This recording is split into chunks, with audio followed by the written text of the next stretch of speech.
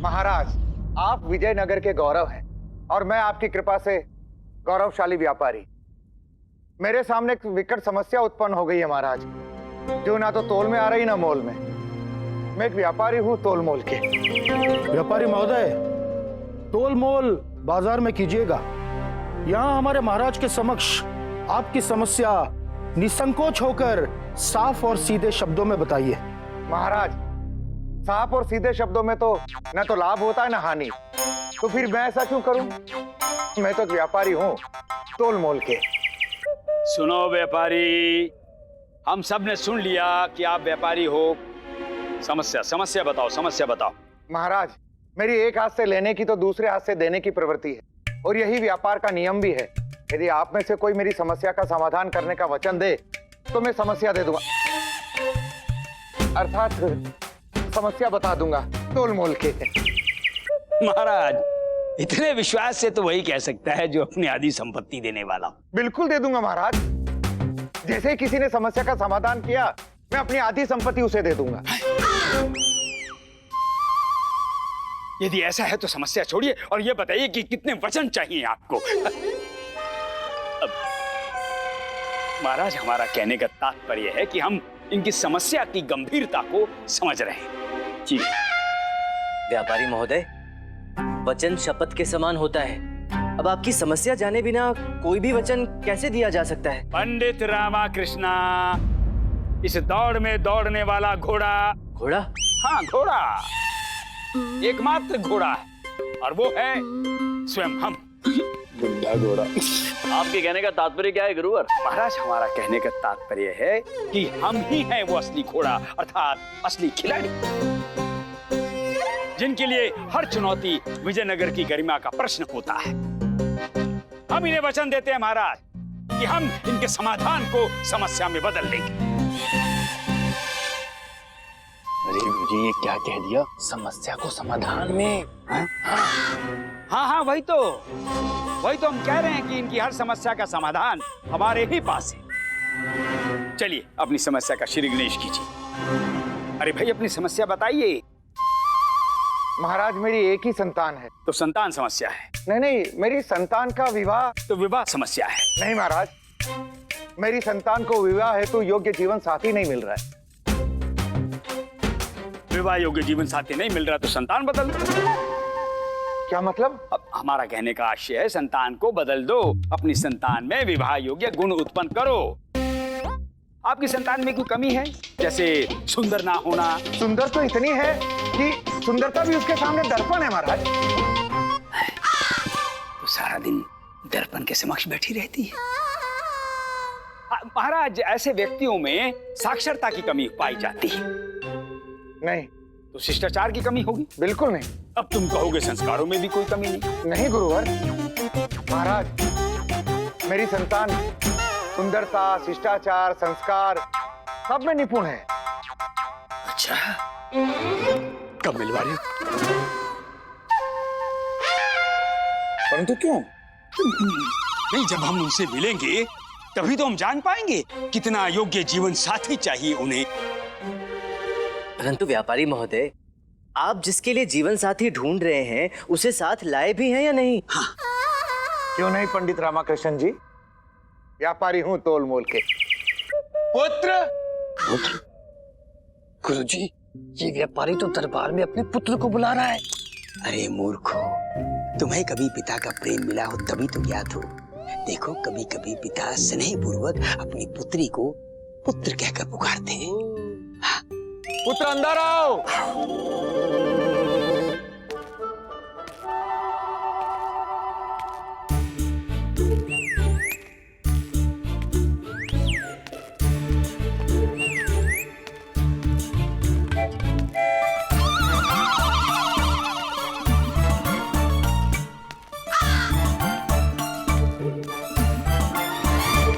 महाराज को प्रणाम।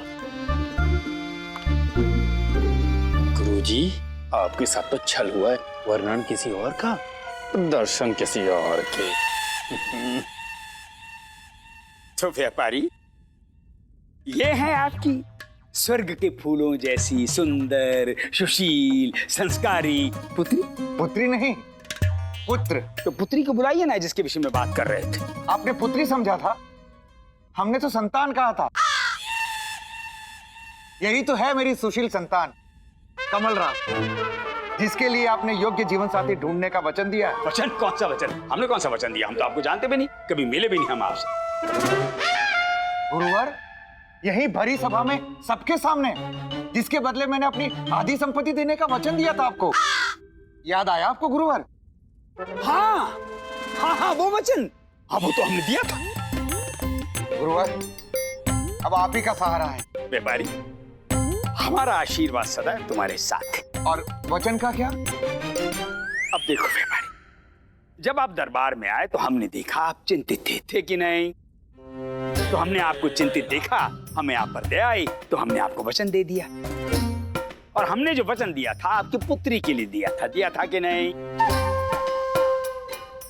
अब यदि तुमने पुत्री के लिए दिए गए वचन को पुत्र के लिए आग्रह किया तो हम क्या कर सकते हैं? व्यापारी महोदय, पहले आप ये बताएं कि आपके पुत्र ने युवती के वस्त्र क्यों धारण किए हैं? उसमें भी मेरी गलती है महाराज। मैं व्यापार में व्यस्त रहता था। मेरी अनुपस्थिति में मेरी धर्मपत्नी ने पुत्री की चाह में पुत्र को पुत्री की तरह लालन पालन किया, उसे लड़कियों के वस्त्र पहनाए, उसे लड़कियों की तरह सजना संवरना सिखाया। अब जब खिलवाड़ करोगे प्रकृति से, तभी तो मिलोगे ऐसी नियति से। महाराज, हमारा कहने का तात्पर्य है कि इनके लालन पालन में ही दोष है। मैंने सोचा कि समय के साथ सब ठीक हो जाएगा। आज जब कमल राव बड़ा हो चुका है, पर आज भी ये पड़ोसी की पुत्री की देखा देखी वैसे ही कपड़े पहनता है। अब आप ही बताइए मैं क्या करूं? मेरी समस्या का कोई समाधान बताइए महाराज। समाधान की आवश्यकता नहीं है व्यापारी, बस तुम्हें भूलने की आवश्यकता है, ये कमल राव के विवाह के विषय में भूलने की। महाराज, ये कैसा समाधान हुआ? अब जैसी समस्या वैसा समाधान। महाराज, परवरिश के समय जो बीज बोया जाता है, व्यक्तित्व का वृक्ष बड़े होकर वैसा ही होता है। पंडित रामकृष्ण, जी महाराज। इसका कोई अन्य समाधान आपको दिखाई दे रहा है?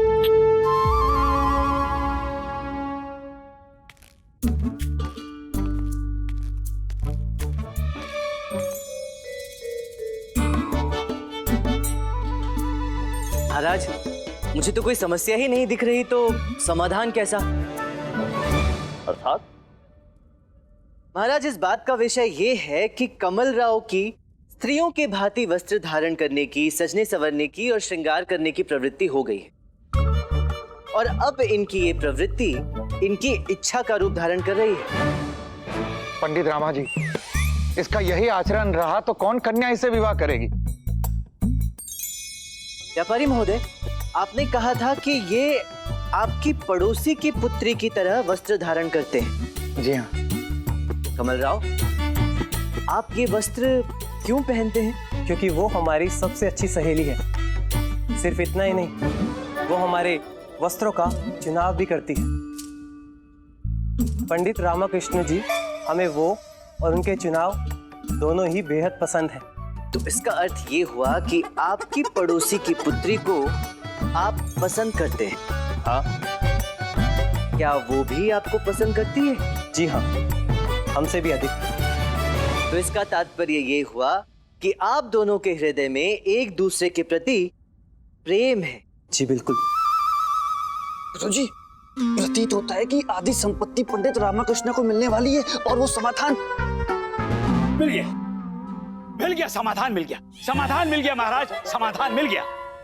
आपका लड़का, पड़ोसी की लड़की, दोनों एक दूसरे के लिए उत्तम जीवन साथी हैं, दोनों का विवाह करवा दीजिए। आप उनके पड़ोसी, वो आपके पड़ोसी, बन जाइए एक दूसरे के समधी। परंतु गुरुजी, उनके और हमारे मध्य में काफी मोल तोल है। तो आपका अर्थ है दहेज? नहीं गुरुवर, व्यापारी महाशय सज्जन पुरुष हैं, वो कदापि दहेज जैसी कुरीतियों पर विश्वास नहीं कर सकते। इनका अर्थ है आर्थिक स्तर। व्यापारी महोदय, आप संबंधों में व्यापार मिश्रित मत कीजिए ना, अन्यथा आपके पुत्र की खुशियां उससे छिन जाएंगी। अब आप निर्णय लीजिए कि आप अपने पुत्र की खुशियां चाहते हैं या नहीं। पंडित रामाकृष्णा, मुझे अपने पुत्र की खुशियां सबसे प्रिय है, तोल मोल के। हो गई संतुष्टि? अब कीजिए अपने वचन की पुष्टि, बनाइए अपने पुत्र को पड़ोसन युवती का पति और दीजिए हमें अपनी आधी संपत्ति। क्यों नहीं गुरुवर, मैं अपने वचन पर कायम हूं। महाराज, समस्या का समाधान पंडित रामाकृष्ण ने दिया है, तो मैं अपनी आधी संपत्ति इन्हें देने के लिए वचनबद्ध हूं। हाँ? मैं व्यापारी हूं, तोल मोल के। महाराज देखिए देखिए देखिए महाराज, आपके समक्ष हमारे साथ छल हो रहा है महाराज। देखिए ये अच्छी बात नहीं है महाराज। नहीं गुरुवर, महोदय बिल्कुल उचित बात कह रहे हैं। समस्या का समाधान पंडित रामाकृष्ण ने ही ढूंढा है। महाराज, मैंने कोई समाधान नहीं दिया, समाधान तो इनके पास ही था। जो भी इन्होंने बताया मैंने वापस इन्हें ही लौटा दिया। हाँ, अपने कुछ शब्द अवश्य मिला दिए, जिससे कि कमल राव, जो कि अपने जीवन साथी से मिला करते थे, अब सदा के लिए मिल जाए। व्यापारी महाशय, मुझे आपकी संपत्ति नहीं चाहिए, उसे आप अपने पास ही रखें। मूर्ख, हाथ आई लक्ष्मी जाने की। धन्यवाद पंडित रामाकृष्णा, धन्यवाद गुरुजी। अपना धन्यवाद अपने पास रखिए, और हाँ, कम से कम अपनी पुत्र की संतान को अच्छी परवरिश दीजिएगा, तोल मोल की, समझे? जी। उचित कथन है आपका गुरुवर। एक शिशु की परवरिश ही उसके आने वाले कल को, उसके भविष्य को निर्धारित करता है। जी महाराज।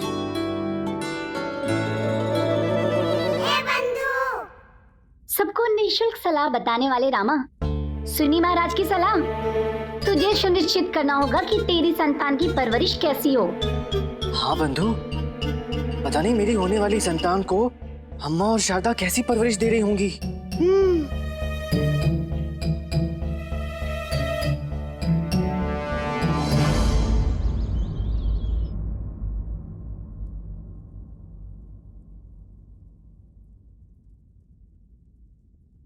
हम अपनी सारी नई साड़ियां दांव पर लगाते हैं।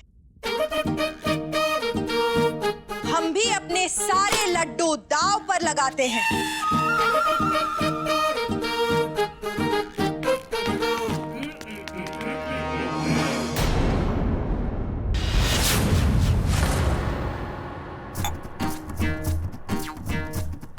कोई शारदा को हल्के में नहीं ले सकता। हम अपने सारे आभूषण दांव पर लगाते हैं।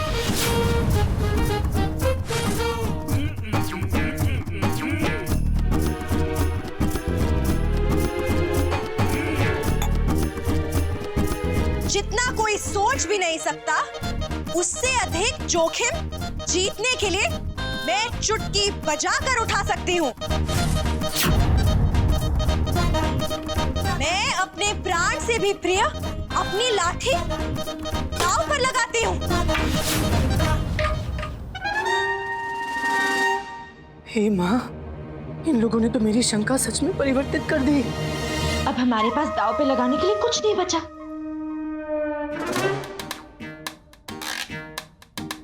उठा लो क्या? अपनी घंटियां उठा लो और हमारी ओर से दांव पर लगा दो। शारदा, तुम मेरी घंटियां कैसे दांव पर लगा सकती हो? ऐसे। तुमने सुना नहीं, महाभारत में युधिष्ठिर ने क्या क्या दांव पर लगा दिया था? सही सही उदाहरण दिया, सही उदाहरण दिया। अब उनकी गलतियों से कुछ सीखो और उसे दोहराओ मत। ओ अम्मा, तुम दोनों जो खेल रही हो ना, उसे कहते हैं चौसर, और जो कर देता है सब कुछ चौपट। खेल का आनंद खराब मत करो। ये सलाह जाकर दरबार में दो, जहाँ से आपको वेतन मिलता है। रामा, हमारे खेल में टांग मत अड़ा, अन्यथा मैं तुझे भी दांव पर लगा दूंगी। ऐसा हम नहीं, अम्मा कह रही हैं। हाँ पता है। ओ अम्मेश्वरी, दांव पर तो मेरे होने वाली संतान का भविष्य लगा है। ऐसी शिक्षा, ऐसी परवरिश, शिव शिव शिव शिव शिव शिव। रामा, ध्यान रहे, मैंने लाठी केवल दांव पर लगाई है, अभी तक हारी नहीं है। अगर तू बीच में बोला तो ये लाठी तुझ पर चलाऊंगी।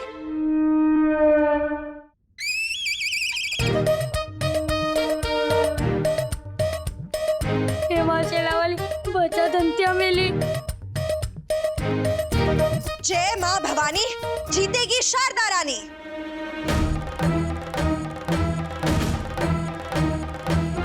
जय दुर्गा खप्पर वाली, तेरा वार न जाए खाली।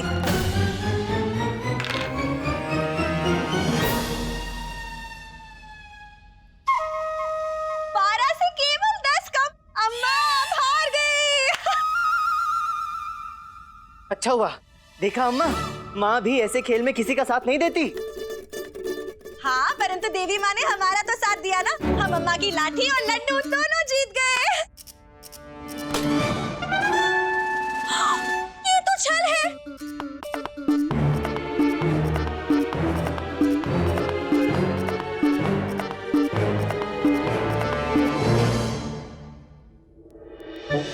ये आहा, खाओ खाओ खाओ खाओ। देखा अम्मा, इतनी सुशील है मेरी संतान, कितने प्रेम से लड्डू खा रही है।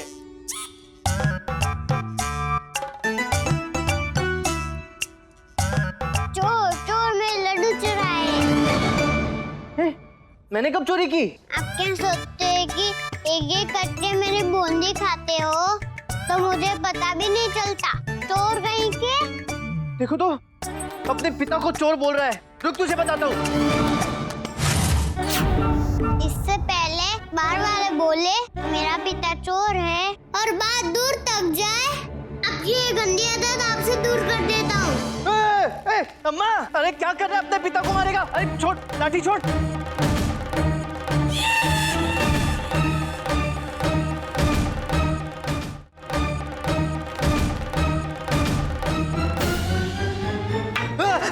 क्या हुआ?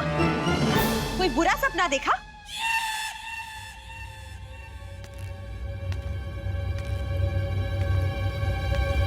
अपना आने वाला कल देखा अम्मा, जो बहुत ही पीड़ादायक है। चिंता मत कर, सपने देखकर तो तू बचपन में भी डर जाता था। अब ये बता, तूने क्या देखा? ओ अम्मा, मैंने क्या देखा वो छोड़ो, ये बताओ तुम बात बात पर मुझे लाठी क्यों दिखाती हो? मेरी होने वाली संतान पर कितना बुरा असर पड़ेगा। अरे मुझे तो लगता है तुम दोनों की संगति खराब है।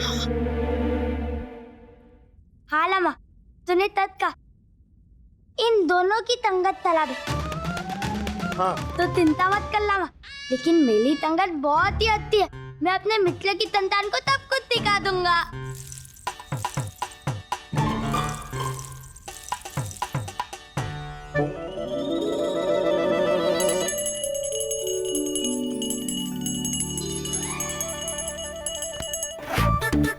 पूजा शांत मन और शांत वातावरण में की जाती है। ये घंटियाँ बजाकर माँ की नींद मत खराब करो। ये घंटियाँ मेरे हाथ में ही अच्छी लगती है। अब क्या देखा? भविष्य का एक और डरावना रूप। नहीं नहीं नहीं नहीं नहीं नहीं नहीं नहीं नहीं, मुझे उसे बदलना ही होगा। हाँ, ओह ईश्वर, मुझे मेरी संतान को बुरी संगत से दूर रखना होगा। अर्थात तू उसे हमसे दूर रखेगा? वो तुम दोनों से नहीं, अपितु हर बुरी चीज और आदत से दूर रखना चाहता हूँ। ओह शारदा महोदया, तुम ये चौसर बौसर मत खेला करो। भगवान का नाम लिया करो, भगवान का। क्यों? उससे क्या होगा? उससे उस पर अच्छा असर पड़ेगा, अच्छी शिक्षा, अच्छी परवरिश मिलेगी। परंतु वो तो अभी हमारे पेट में है, बाहर क्या हो रहा है उसे क्या पता? ओह, अब कैसे समझाऊं? तुम्हें पता है, नारद मुनि ने भक्त प्रहलाद को गर्भ में ही श्री नारायण की महिमा सुना दी थी, इसलिए वो पैदा नारायण भक्त ही हुए थे, समझी?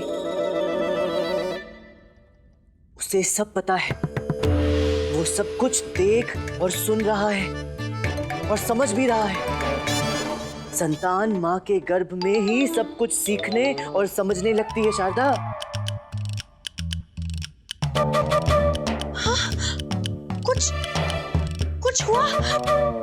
संभवतः आप सही कह रहे हैं। है ना, मैं संभवतः नहीं, पक्का सही बोल रहा हूँ। अर्थात अब हम जो सुन रहे हैं वो हमारी संतान भी सुन रही है। हाँ, ताकि गर्भ में ही उसे अच्छी शिक्षा मिलने लगे। अम्मा, हमारे घर के सभी ग्रंथ और वेद पुस्तिकाएं कहाँ हैं? बाहर निकालो। तुझे ही निकालना होगा, बाकी पुराने सामान के साथ बड़ा होगा, छत पे या छज्जे पर। हे, छज्जे पर? हे माँ, पंडित के घर में पुस्तकों की ऐसी हालत। मेरे आने वाले बच्चे की रक्षा करना माँ।